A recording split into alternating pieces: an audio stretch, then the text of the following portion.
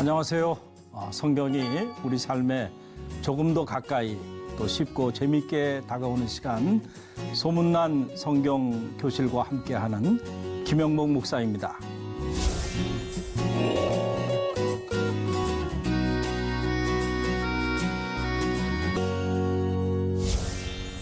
우리가 지난 시간에는 그 아버지 파르테르라고 하는 이 호칭이 갖는 의미에 대해서 우리가 함께 생각했죠. 그러니까 하나님과 우리 사이의 관계, 하나님은 우리 아버지가 되고 우리는 그분의 자녀가 된다고 하는 이 관계 속에서 올려드리는 기도, 바로 그 기도가 주기도문이다라고 하는 사실을 우리가 함께 성찰해 봤고요. 오늘은 하늘에 계신이라고 하는 이 기도문이 갖는 영적인 의미에 대해서 우리가 함께 생각해 보는 그런 행복한 시간을 갖도록 하겠습니다.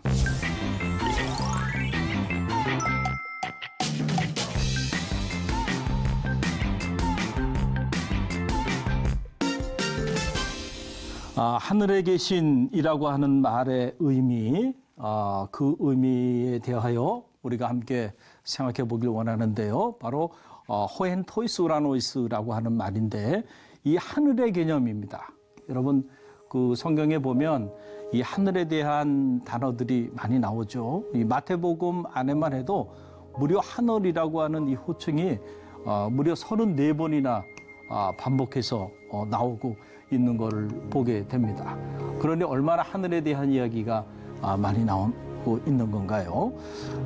이 이스라엘 사람들에게 있어서 이 하늘의 개념, 그 개념은 헬라인들과 달랐습니다. 헬라인들이 생각했던 하늘의 개념은 우리가 지금 생각하고 있는 하늘의 개념과 같은 거죠. 천문학적인 또는 물리적인 차원의 하늘의 개념, 우리가 눈으로 보는 저 푸른 하늘, 그런 개념이라고 한다면, 그러나 이스라엘 백성들, 특별히 히브리인들이 생각하는 하늘의 개념은 그런 개념이 아니고, 하늘은 하나님의 현존,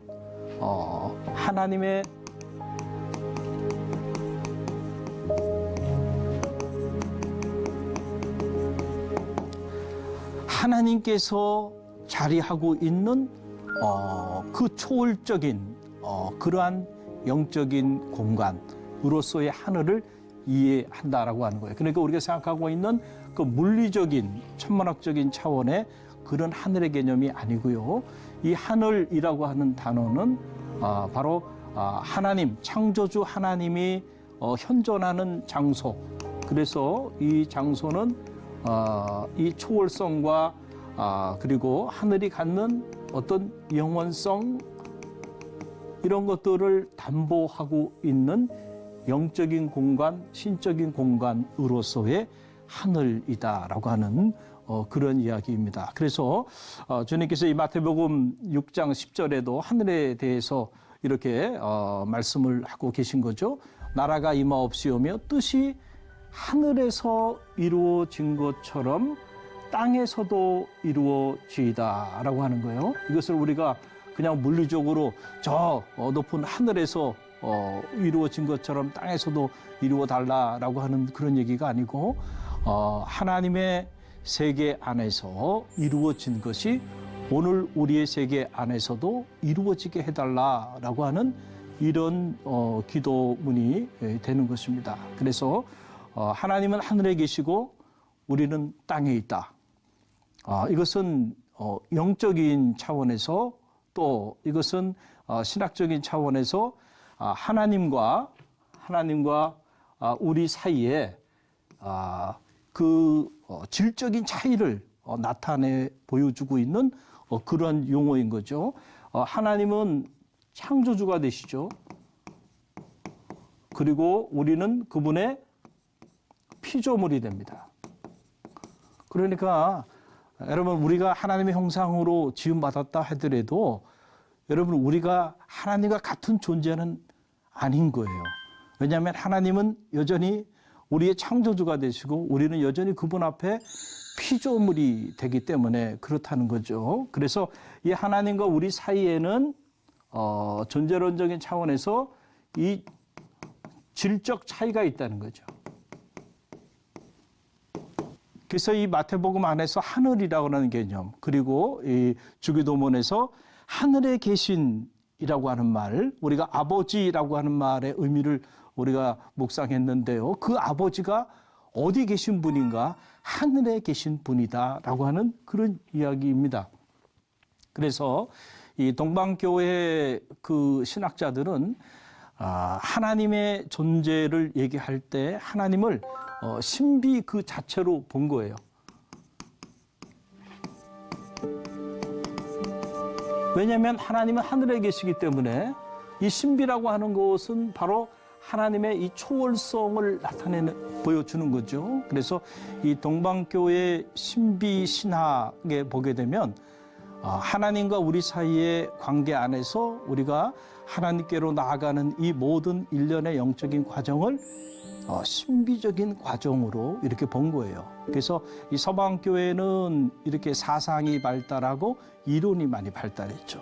거기에 비해서 이 동방교회는 상징이 많이 발달하고 또 예전이나 의식이 많이 발달했어요. 그 이유는 뭐냐면은 바로 하나님의 초월적 존재를 신비의 관점에서 이렇게 보고 있기 때문에 그래서 그런 그 차이를 갖게 되는 것인데요. 이 다마스쿠스의 요한이라고 하는 동방교회 신비 신학자는 하나님에 관해서 이렇게 정의를 했습니다. 하나님은 무한하고 이해할 수 없다. 우리가 이해할 수 있는 유일한 것은 그분의 무한성과 그분을 이해할 수 없다는 것이다. 우리가 긍정적인 방식으로 하나님에 대하여 말하는 모든 것은 그분의 본질이 아니라 그 본질을 둘러싸고 있는 것들이다. 하나님은 존재가 아니다. 그분이 존재가 아니라고 말하는 것은 아니다. 오히려 그분은 모든 존재들 위에 존재 그 자체보다 위에 계시기 때문이다. 여러분 조금 어려운 용어죠. 우리가 이제 하나님을 얘기할 때 하나님을 일반 서양 철학에서는 being itself 이렇게 표현해요. 그러니까 존재 그 자체가 되신다 이런 말이고 우리는 거기에 비해서 small being 그렇죠?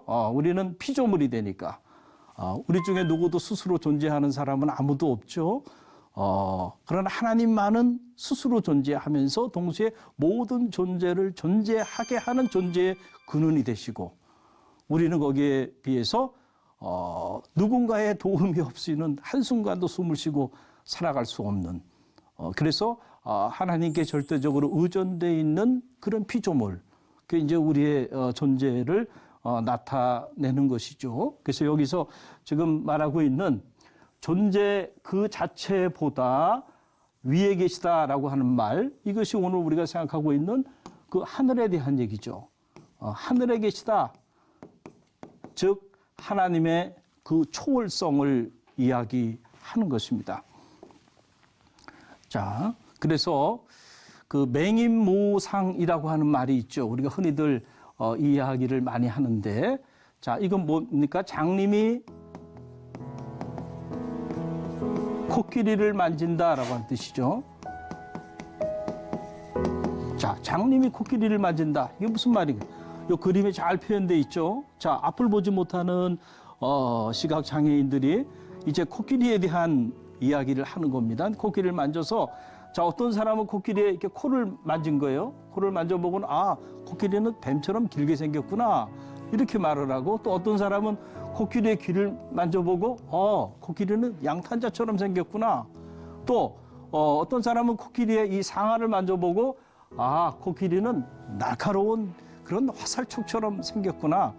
이렇게 말을 하고 또 어떤 사람은 코끼리의 이 다리를 만져보고는 코끼리는 큰 나무 기둥처럼 생겼구나. 이렇게 이제 주장을 한다는 거죠. 자, 그러니까 우리가 하늘에 계신 하나님을 우리가 다 알 수 있을까요? 사실은 우리가 아는 거는 우리는 부분적으로 알 뿐입니다. 마치 앞을 보지 못하는 시각장애인들이 오늘 이 코끼리에 대해서 그들이 경험한 코끼리에 대한 이야기를 하듯이 우리는 부분적으로 하나님을 알 뿐입니다. 단지 하나님께서 우리 가운데 자기를 드러내 보여주시는 그 보여주심의 사건 안에서 하나님이 어떤 분인지를 알 뿐이죠. 그런 면에서 우리는 사실은 하나님 앞에 늘 겸손해야 되죠. 내가 하나님을 다 안다라고 말한다고 한다면 여러분 그것 자체도 문제가 있을 수 있다라고 하는 그런 사실입니다. 하나님이 하늘에 계시다라고 하는 것은 바로 하나님은 우리 안에 계시지만 동시에 우리를 넘어서 존재하는 초월적 존재가 된다는 거예요. 제가 쉬운 예를 들면 여러분 이런 겁니다. 이렇게 태평양 바다가 있으면은 태평양 바다에 이렇게 스폰지가 이렇게 있다고 한번 생각해 보세요. 그러면 이 스폰지 안에 이 태평양의 물이 가득 충실할 겁니다. 그렇죠? 이걸 우리라고 생각하고 우리 세계라고 생각해 보세요. 자, 태평양의 물이 이 우리 세계 안에 충실하죠. 그러나 이 안에 갇혀 있지는 않고 이것을 초월해서 무한대로 이 태평양의 물이 존재하듯이 하나님은 우리 안에 거하시지만 동시에 우리를 초월해 계신 분, 그분을 나타내는 용어가 바로 뭐냐면 하늘이라고 하는 그러한 용어예요. 그래서 하늘에 계신 우리 아버지요 라고 하는 말이 갖는 영적인 의미가 거기에 있다라고 하는 거예요. 그래서 20세기 그 최고의 신학자로 불리우는 이 칼바르트는 그 이전에 그 19세기 자유주의 신학자들이 놀던 플레이그라운드에 핵폭탄을 터뜨린 것 같은 엄청난 파장을 가져온 한 권의 책을 저술합니다. 여러분 그 책이 바로 칼 바르트의 이 로마서 주석이라고 하는 책이에요. 이 로마서 이 주석이라고 하는 이 한 권의 책이 그동안에 19세기 자유주의 신학자들이 하나님에 대하여 하나님이 이런 분이다, 하나님은 저런 분이다 다 설명을 했는데 그런 설명들에 마치 핵폭탄을 터뜨린 것 같은 엄청난 신학적 파장을 가져온 책입니다. 그러니까 이 책에서 칼 바르트는 하나님이 어떤 분인가, 호이스가 하나님에 대해서 하나님은 God is God. 이게 무슨 God is God. 하나님은 하나님이시다.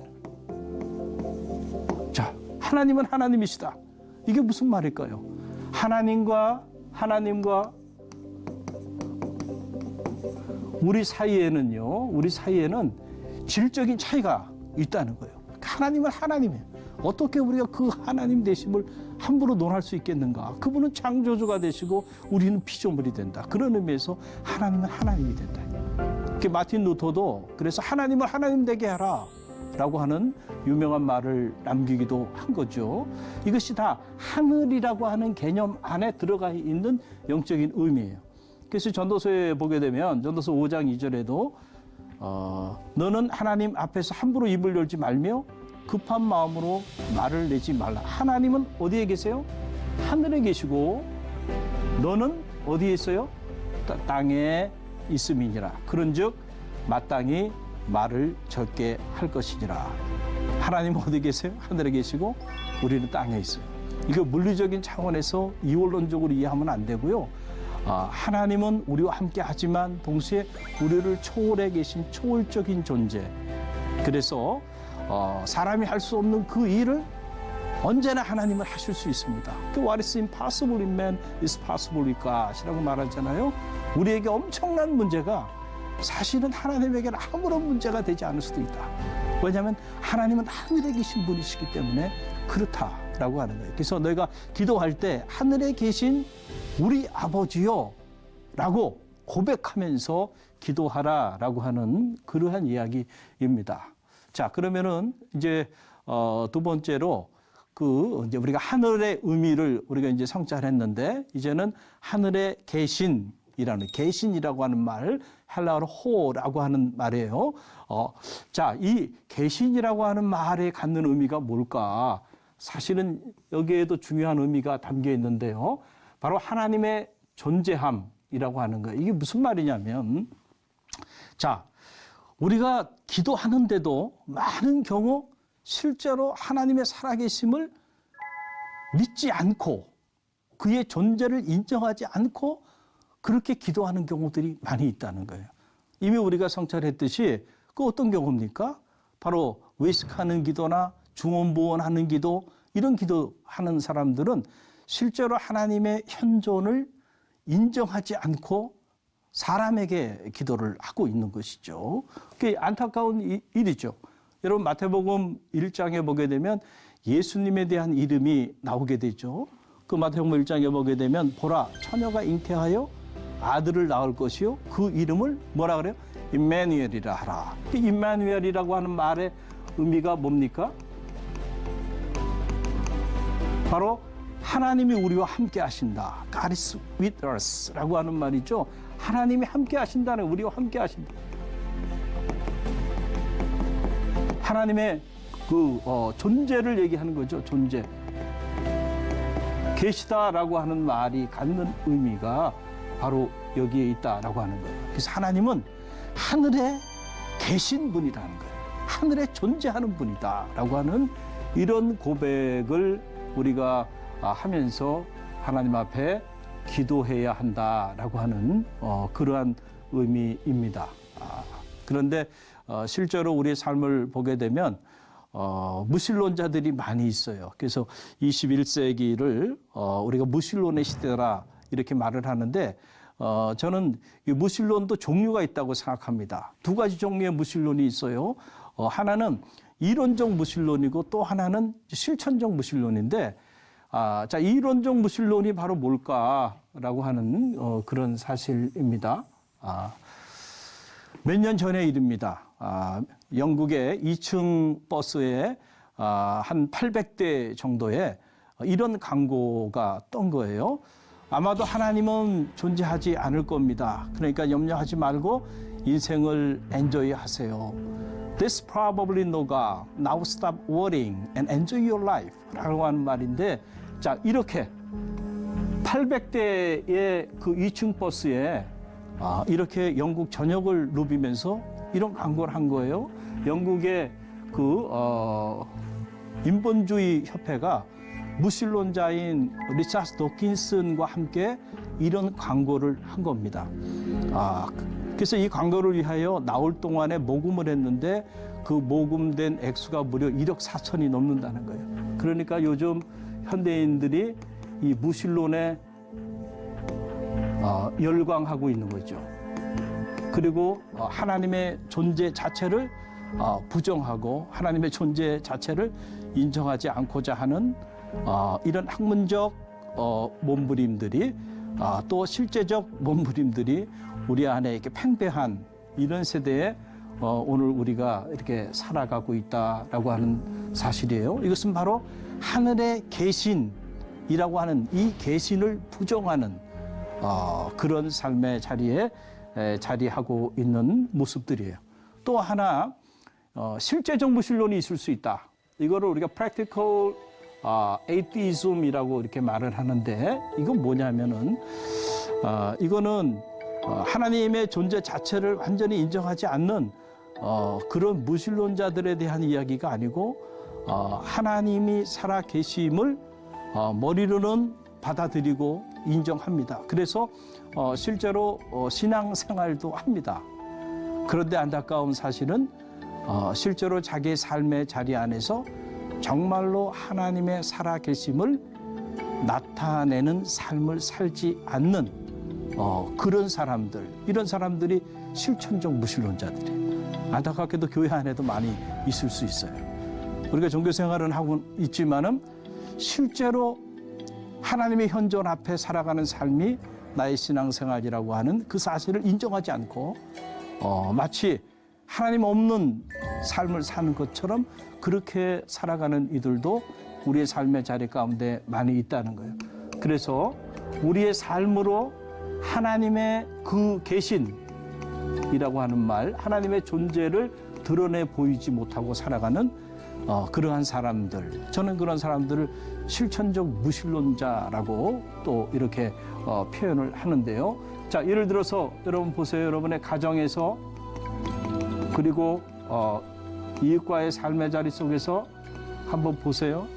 여러분이 믿음의 길을 걸어가면서 신앙의 길을 걸어가고 계신데 여러분은 여러분의 가정에서 여러분의 자녀들에게 정말 하나님의 그 존재하심을 삶으로 드러내 보여주고 있나요? 많은 경우 그렇지 못한 경우들이 많아요.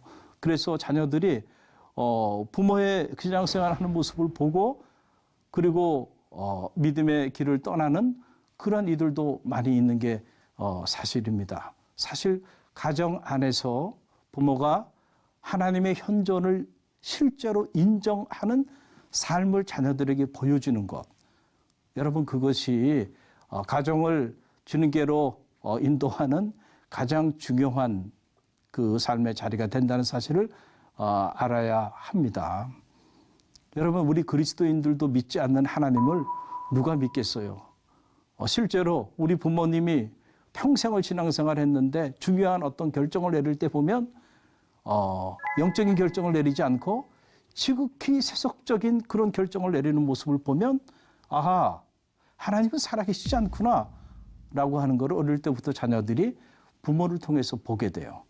그래서 이런 실제적 혹은 실천적 무신론이 내 대에서 끝나는 것이 아니고 다음 세대까지 이어지게 되는 거예요. 그래서 삶으로 하나님이 살아계심을 우리가 드러내는 일이 너무너무 중요한데, 그래서 이 마하트마 간디는 이런 유명한 말을 남겼습니다. 마하트마 간디는 이 산상수훈, 주님이 가르쳐 주신 이 마태복음 5장, 6장, 7장의 이 말씀, 그리고 이 주기도문도 이 마태복음 산상수훈의 중앙에 자리하고 있잖아요. 이 산상수훈을 자기 철학으로 삼고 살았던 인물입니다. 그러니까 나는 예수를 사랑하지만 영국의 그리스도인들은 증오한다. 이게 무슨 말일까요? 주님은 사랑하지만 그러나 영국의 그리스도인들은 증오한다는 거예요. 실제로 삶으로 하나님의 살아계심을 인정하지 않고 살아가고 있는 그런 그리스도인들의 모습 때문에 그래요. 그래서 우리가 이웃 간에서도 많은 사람들이 그리스도인들은 뭐하다 그래요? 이기적이다라고 하는 말을 많이 하죠. 주님은 이기적으로 사시지 않았는데 왜 그리스도인들은 저렇게 이기적으로 살까? 여러분, 거기서 우리가 삶으로 주님의 실제함을 부정하는 실제적 무신론자의 삶을 우리가 살아가고 있다라고 하는 그런 사실이에요. 우리가 주기도문을 깊이 묵상하고 그 의미를 정확히 파악하고 주기도문대로 기도하고 주기도문대로 살게 된다고 한다면 여러분 우리가 이기적일 수가 없다라고 하는 사실이에요. 그래서 우리의 삶으로 하나님의 살아계심을 드러내 보여주지 않을 수가 없다. 기도할 때마다 날마다 하나님의 그 존재하심을 고백하며 기도하는데 어떻게 그 사람의 삶이 하나님 보시기에 기뻐하지 않는 그런 삶을 살 수 있게 될까요? 그냥 우리가 아무 생각 없이 주문 외우듯이 그렇게 주기도문을 묵상하고 있기 때문에 우리의 기도도 우리의 삶도 안타까운 삶의 자리로 던져지는 것이 아닐까 생각이 들어요. 주님께서 요한복음 13장 34절로 35절 말씀에서 새 계명을 주셨죠. 내가 새 계명을 너희에게 주노니 서로 사랑하라. 내가 너희를 사랑한 것처럼 너희도 서로 사랑하라. 너희가 서로 사랑하면 이로써 모든 사람이 내 제자인 줄 알리라 라고 하는 거죠. 하나님의 그 존재하심을 인정하는 사람들은 하나님은 God is love, 하나님은 그 존재 속성상 사랑이시기 때문에 그의 존재를 실제로 믿는 사람은요, 서로 사랑하는 삶을 살지 않을 수 없고 그런 사랑하는 삶을 사는 그 사람을 보고 사람들은 저 사람은 주님의 제자다라고 이렇게 말을 하게 된다는 거예요.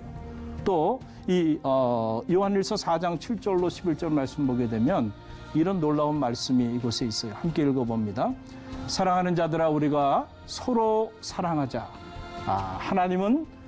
사랑은 하나님께 속한 것이니 사랑하는 자마다 하나님께로부터 나서 하나님을 알고 사랑하지 아니하는 자는 하나님을 알지 못하나니 이는 하나님은 사랑이십니다. 하나님의 사랑이 우리에게 이렇게 나타난 바 되었으니 하나님이 자기 독생자를 세상에 보내시면 그로 말미암아 우리를 살리려 하십니다. 사랑은 여기 있으니 우리가 하나님을 사랑한 것이 아니요 하나님이 우리를 사랑하사 우리의 죄를 속하기 위하여 화목제물로 그 아들을 보내셨습니다. 사랑하는 자들아, 하나님이 이같이 우리를 사랑하셨은즉 우리도 서로 사랑하는 것이 마땅하도다라고 하는 말. 하늘에 계신 하나님이 하늘에 계신다고 하는 이 사실을 인정하고 그 하나님께 속한 자들은 하나님의 사랑이시기 때문에 그 하나님의 사랑을 우리의 삶으로 나타내 보이지 않을 수가 없다는 거죠. 사랑하지 아니하는 자는 하나님께 속하지 않은 거고 하나님께 속하지 않은 자는 하나님의 실제함을 실제로 인정하지 않고 살아가는 실제적 무신론자의 삶의 자리에 있게 된다라고 하는 사실이에요. 아무쪼록 저는 말하기는 여러분의 삶을 통해서 하나님의 존재하심을 나타내 보여주는 그러한 그리스도인들이 되기를 간절히 바랍니다. 오늘 어떻게 유익한 시간이 되었나요? 오늘 수업은 유튜브 영상으로도 이렇게 올라가니까 여러분 궁금한 내용은 다시 보기로 이렇게 확인해 주시기를 바랍니다. 자, 오늘은 우리가 그 하늘에 계신이라고 하는 말의 의미를 잠시 이렇게 함께 성찰했는데요. 이제 다음 시간에는 우리라고 하는 말, 이 말의 의미가 어떤 의미를 가지고 있는지 함께 묵상하는 그런 행복한 시간을 갖길 원합니다. 아무쪼록 건강하시고요. 여러분 다음 시간에 또 뵙겠습니다. 감사합니다.